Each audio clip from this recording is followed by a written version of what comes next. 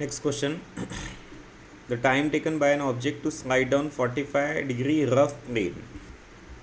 चलिए अब अपने सब पास में सबसे पहले तो 45 डिग्री पे रफ प्लेन दिया है is n times as it takes to slide down a smooth plane. आगे अपने पास में ये प्लेन है स्मूथ, वही 45 डिग्री। तो इन्होंने कहा कि एक आधा ब्लॉक है जिसको यहाँ से स्लाइड करना है और फिर यहाँ से स्लाइड करना है। So during the sliding down, क्योंकि बाकी सिचुएशन सेम है, मतलब मैं ये कह रहा हूँ कि डिस्प्लेसमेंट इसको भी एस कवर करना है, इसको भी एस कवर करना है। ये भी नीचे आता है with some acceleration let's say a1, ये भी नीचे आता है विथ सम एक्सेलरेशन a2। इसे नीचे आने में टाइम t2 लगता होगा, इसे नीचे आने में टाइम t1 लगता होगा। तो इनका ये कहना है कि यहाँ फ्रिक्शन होने की वजह से ऑब्वियसली एक्सेलरेशन कम रहेगा। तो ये जो t1 है ये n टाइम्स t2 है, ऐसा क्वेश्चन में दिया गया है। और इसके साथ साथ उन्होंने ये जो कोएफिशिएंट ऑफ फ्रिक्शन म्यू है वो पूछा है। तो क्वेश्चन का फ्रेमिंग बहुत आसान तरीके से किया गया है, बाकी मैंने स्केच बनाया उस पर से आपको समझ गया होगा। अब मैं ये कह रहा हूँ कि जो पहली केस है उसमें आपको याद होगा, या let start it this way, दोनों ही केसेस में एक्सेलरेशन आपका कांस्टेंट होता है। तो दोनों केसेस आपकी यूएम की है, दोनों में आपको डिस्प्लेसमेंट एस ही कवर करना है। तो दोनों के अंदर आप फॉर्मूला यूज़ कर सकते हो हाफ AT स्क्वायर वाला। सर ये डायरेक्ट एस का वैल्यू हाफ AT स्क्वायर कहाँ से आया? बेटा ध्यान से सुने, यूएम में जब भी आपके किसी एक एंड पे स्पीड ज़ीरो होती है तो आप ये फॉर्मूला यूज़ कर सकते हैं। मैंने पढ़ाया हुआ है 1D मोशन के अंदर आपको। आगे यहाँ पे A1 T1 A2 T2, क्योंकि दो केसेस है तो उनके पर्टिकुलर सफिक्सेस हम यूज़ कर लेते हैं। हाफ तो ऑब्वियसली कैंसिल हो जाएगा। सर A1 का मतलब बताइए। A1 मतलब इस केस का एक्सेलरेशन आपको याद होगा, वो है g sin theta minus mu G cos theta, ठीक। और T1 का मतलब हमने पढ़ा है n T2 का स्क्वायर, तो इसके जगह मैं लिखूंगा n का स्क्वायर T2 का स्क्वायर। A2 मतलब याद करिए स्मूथ पे डाउनवर्ड एक्सेलरेशन कितना होता है, g sin थीटा, और साथ में T2 का स्क्वायर है। अब जो कॉमन टर्म्स है वो कैंसिल आउट होगी, जैसे ये T2 स्क्वायर हो गया। आप हर जगह पे g भी देख पा रहे हैं। आपके पास में थीटा 45 दिया है। 45 का फ़ायदा ये होता है कि साइन 45 कॉस 45 सेम होता है, तो जितनी भी साइन और कॉस की टर्म है वो भी कैंसिल आउट होगी। तो बचा क्या है अभी आपके पास, ब्रैकेट में 1 minus mu times n square. यहाँ पे इधर में क्या है, कुछ भी तो नहीं है। इसका मतलब अगर आपको म्यू निकालना है तो पहले आप n स्क्वायर से मल्टीप्लाई कर लीजिए इस तरीके से। अब अगर आप म्यू को इधर शिफ्ट करेंगे और 1 को इधर शिफ्ट करेंगे तो क्या होगा, देखिए n square minus 1 and this is like mu n square. तो म्यू के वैल्यू के लिए n स्क्वायर से डिवाइड करना होगा, जो कि 1 माइनस 1 बाय n स्क्वायर आएगा आपका, ठीक है। तो यहाँ पे हम लोग लिख रहे हैं 1 minus 1 by n square would be the value of mu, और ये हमें दिखता है ऑप्शन नंबर 4 में।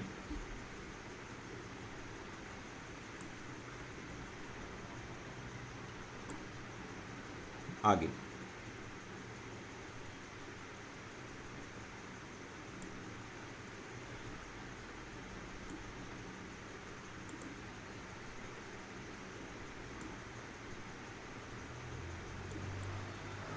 So here is the next question, जहाँ पे आपको एक ग्राफ दिया है। ग्राफ में आप देखिए एक एक्सिस पे p का मतलब मोमेंटम है और दूसरे एक्सिस पे t माने टाइम दे रखा है।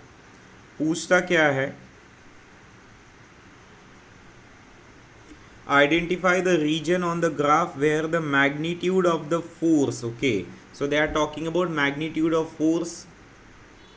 आपने क्लास 9th में ये चीज़ पढ़ी थी, the relation between force momentum and time, right. जब आपने 9th क्लास में पहली दफ़ा न्यूटन सेकंड लॉ पढ़ा था तब आपको बताया जाता था कि जो फोर्स है that is rate of change of momentum with respect to time. We are dealing with the magnitude of force, तो इस तरीके से डिनोट कर देता हूँ। Is that fine? पढ़ा हुआ है आपने ये सब। डेरिवेटिव का मतलब ही रेट ऑफ चेंज ऑफ होता है, तो ये आपने 9th में पढ़ा है। अच्छा, इसका मतलब तो स्लोप भी हो जाएगा, स्लोप ऑफ गिवन डायग्राम। क्यों ऐसा सर? बिकॉज देखिए बेटा, जब आप मैथ्स के अंदर एक्स और वाई एक्सिस को हैंडल करते हैं तब स्लोप के लिए आप D Y by D X करते हैं, तो derivative of output up to input axis किया जाता है। यहाँ पे आउटपुट एक्सिस मोमेंटम है, इनपुट एक्सिस टी है, तो ये तो ऑब्वियसली इसका स्लोप होगा। सवाल को फिर एक बार समझते हैं। क्या बोला गया है? Maximum and minimum magnitude of force आपको निकालना है। मतलब आपको ये चेक करना है, फोर्स का मतलब ही इसके बारे में पता करना है कि कब ये मैक्सिमम है किस रीजन में और कब ये मिनिमम है। आपको रीजन यहाँ पे 3 दिए गए हैं। पहला है ए, दूसरा रीजन है बी और तीसरा रीजन है सी। बराबर।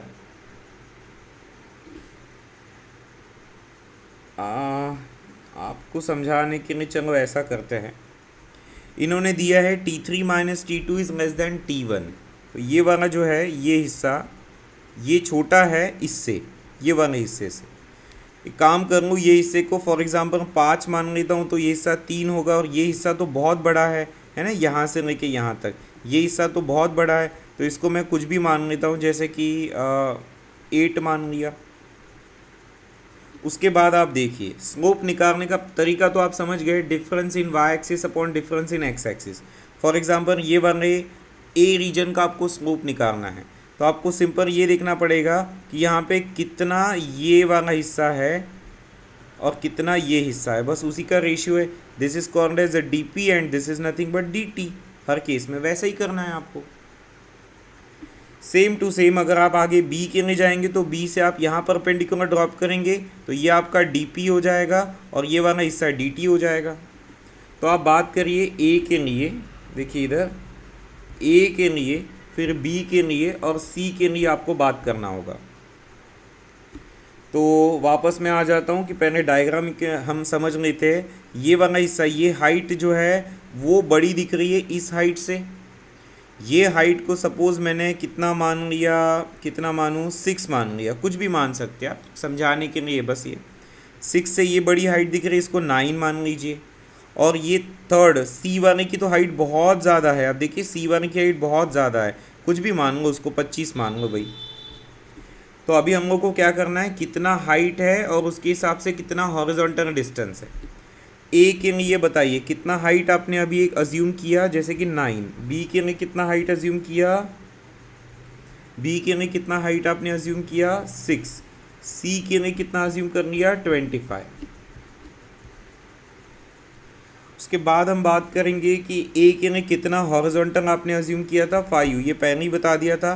सी के लिए आपको मैंने बताया था लगभग 3 और बी के लिए कितना, 8।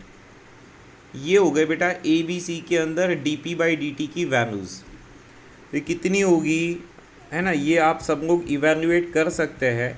ये कुछ ना कुछ एक नंबर जनरेट होगा और फिर यहाँ पे आप देख के बता सकते हैं कि कौन सी वैल्यू मैक्स आएगी। तो दिख ही रहा है ये वैल्यू सबसे बड़ी रहेगी। अगर आप तीनों की वैल्यू इवेल्युएट करते हैं पॉइंट के अंदर, तो ये वैल्यू सबसे बड़ी होगी और मुझे लग रहा है कि ये वैल्यू जो है ये सबसे छोटी होगी। तो B has to be minimum and C के रीजन में it has to be maximum. तो आपका ऑर्डर देखिए मैक्सिमम मिनिमम का है, तो पहले C और उसके बाद B आएगा। तो C एंड B कहाँ दिया हुआ है, ऑप्शन नंबर 3 में। That has to be answered. ये जितना मैंने यहाँ पे करवा के दिया ना, ये काफ़ी लेंथी प्रोसेस हो गया। आप इसको ईजीली ऐसा भी सोच सकते हैं, पहला थिंकिंग लाइन तो यही होगा। और यहाँ पे ये स्लोप है और स्लोप को आप ऐसा भी देख सकते हैं कि tan थीटा होता है और tan is an increasing function. तो आप तीनों स्ट्रेट लाइन ही दिया है ना, ए बी सी, तीनों में आप देख सकते हैं कि जिसके लिए थीटा, थीटा माने angle with the time axis in this case, जिसके लिए थीटा बड़ा है उसका स्लोप भी बड़ा होगा। तो वो आप यहाँ पे वेरीफाई करके देख सकते हैं। सी के लिए एंगल सबसे बड़ा होगा, उसके लिए बी का एंगल बड़ा है उसके बाद, और फिर उसके बाद सी के लिए एंगल सबसे बड़ा दिखेगा, उसके बाद एंगल ए का बड़ा रहेगा और सबसे छोटू एंगल बी का दिख रहा है। जिसका एंगल सबसे छोटा है उसका स्लोप भी सबसे छोटा होगा। मतलब बी के केस में मिनिमम और सी के केस में वो क्या रहेगा, मैक्सिमम हो जाएगा।